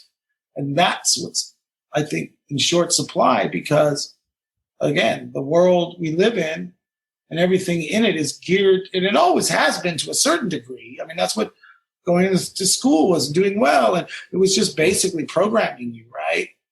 And it was always the individuals that were the ones that rebelled against that. And that's sort of what's been removed, not completely, but diminished from the equation, is that, it's almost been co-opted. Like everything's been co-opted. Everything's backwards now. All the people that are supposed to be the ones fighting for free speech are the ones that want to squash it. And the people that are supposed to be, everything's backwards, man. It's really crazy. The world is just turned upside down and nuts. And if there's no truth in art, how the fuck do you expect there to be truth in anything, let alone politics? And you know what I mean? So that, to me, it would be the advice. Just get in touch with that fucking inner voice and, hey, man, and, develop your own creative personality, so to speak. Okay. Just to finish off, I like to ask my guests the following questions. Out of all the albums in your collection, who do you have the most records by? Oh, well, here, let's look. It's right here. I think definitely, definitely Hendrix. I think I've got everything that's ever been released by Jimi Hendrix. Hold on a second. I've got boxes and boxes of records. Let's find one real quick.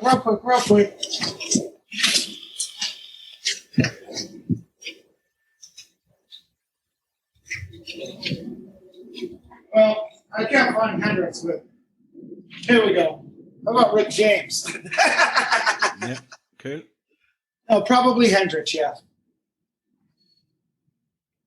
Yeah, I got about 400 pieces of vinyl laying around that I don't even listen to anymore, hardly. Do you have a record player still? Yeah, I've got this little binky little piece of garbage over there, but I got to get a good one. I got one of those cheap ones you can take around to your hotel room. Which song or album is your guilty pleasure? Guilty pleasures? Oh, God, I got so many. I got this whole 80s thing, anything you can go like this and sing backgrounds on. Not that they're guilty, like Boston. More than a feel. You can do that whole thing. That was me and Twiggy's thing. We put on when you're in the studio, when you the three dudes are on the mic doing. Oh, Jesus Christ. I mean, there's too many to even think of one. Cyndi Lauper came on. I was singing along to that the other day. Yeah. Definitely pretty much anything from the 80s that I thought was shit when I was in high school, I love now.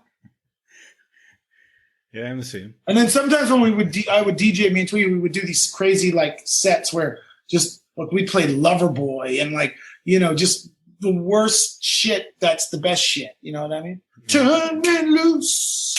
Turn me loose. So I don't know. There's too much to even get into thinking about. What's yours? Well, a lot of 80s stuff, mainly 80s stuff, 80s pop, yesterday I put up a news piece. It was 35 years since Rick Astley released "Never Gonna Give You Up." Yeah. What a brilliant track. Yeah. That's where I draw the fucking line, though, bro. Definitely not turning. I'm definitely turning Rick Astley. You can have that one to yourself. But there's so many things now that are like that are fucking genius. That at the time they came out, because when you're a kid, especially in those days, I mean, and especially in America, music, like the music you listen to defined your personality. So there was like a band like the Pet Shop Boys. When I was in high school, I could get the shit beat out of me for listening to the Pet Shop Boys, right? Yeah. But West End Girls is one of the fucking best tracks of all time. Yeah. Like the production, like they're fucking geniuses. You know what I mean? Domino Dancing, brilliant track. So there's so much stuff like that, Anyways. So very last one, Danny. Yeah. What have you got coming up? What's next in the immediate future for you? Well, it kind of sucks because I can't really say because it's, I've got about 3 things that are so close. But right now, the big focus, I guess, the main thing that's out is the Gulps. And there's another single coming down the pike. And I'm excited about that band because I think that the first thing is the singer and the guitar player are from Spain. Then the drummer is, I believe, Lebanese via France. The bass player is French. And then the other guitar player, the Bambino, is Italiano. So what's cool about that band to me is their first language is Spanish from the singer, but everything's in English. And they have this potential to potentially cross over in a way that I don't think anybody's ever done, and they're living it. Like they're all in a house together. They got balls. I was thinking with balls. Sometimes I got to talk them off the ledge because they're still kids, in a sense. I mean, they're young men, but if certain things aren't going the way they want them to go, we get on the phone and I talk to them and they feel better. But at the heart of it, I said, the whole reason I'm excited about you, the reason Alan took you, they showed up in London. They were running around London telling everybody that Alan McGee was their manager. And I don't think they had even fucking met him, People were coming up to him, like Bobby Gillespie, they met him in a coffee shop or something. And it was like, Alan's our manager, mate. Alan's our manager. And then, hey, Alan is this fucking band I'm managing. Then the Gulps. He's like, it's the fucking Gulps. I don't even, cut to 2 years later, they're managed by Alan McGee. Like, they got that thing, man. They got balls. So they said, the only thing in this world that gives orders, man, is balls. So, yeah, the Gulps, I think they're going places, and they're already at the point where they're out there playing. I think they bring a little more money home than it costs them to go out.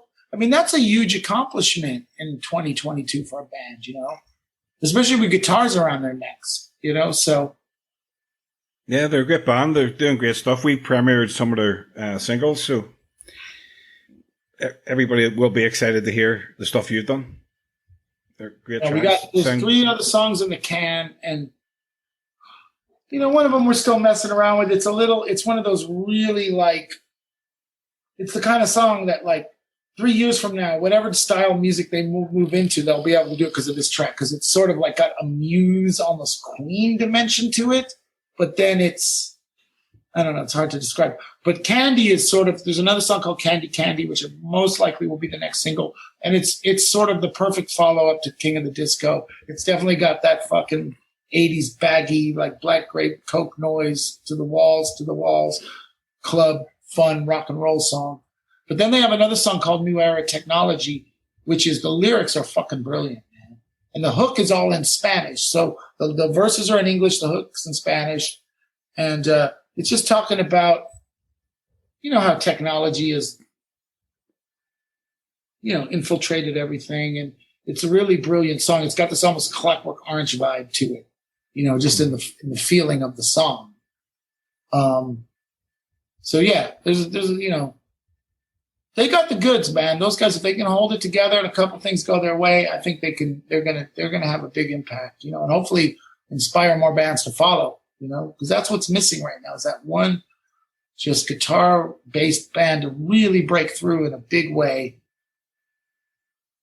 today, Yeah, so I'm excited about that. It seems like all the signs are going back. There's a lot of everybody you talk to. It's like guitars are coming back, but you kind of feel that, people are tired. they want something that's got a little more depth to it, you know, and doesn't mean it has to have guitars in it, but like just something that feels like anything that's real. If you notice, whenever something real comes along, or even as a little, everybody eats it with a fucking knife and fork, you know? So like, you'd think people would, but it's hard to get things through these days, you know, anything through, let alone something that's sort of going against the grain of everything that's obvious at the moment. And that's what I've tried to explain to them. It's like, when they get a little impatient, it's like, dude, we're going against the grain of all the conventional wisdom right now is not that a band like this is going to succeed. You know what I mean? Like, so, but if it does, it's going to matter. It's like the Beatles couldn't get signed. You know what I mean? Anything that's that obvious and easy in the beginning probably ain't going to mean much, you know? So. Well, that's it. Danny, that's my question's done. We've got there in the end. All right, cool. And if you want to, like I said, if you want to follow up, man, just let me know. I'm happy to do as many as you want, as much as you want. No, that's it. We're well over an hour, about an hour and a half. Yeah. Okay, cool. All right, well, take it easy. Have a good day, good night, whatever it is. All right, mate. See ya. See you, Danny.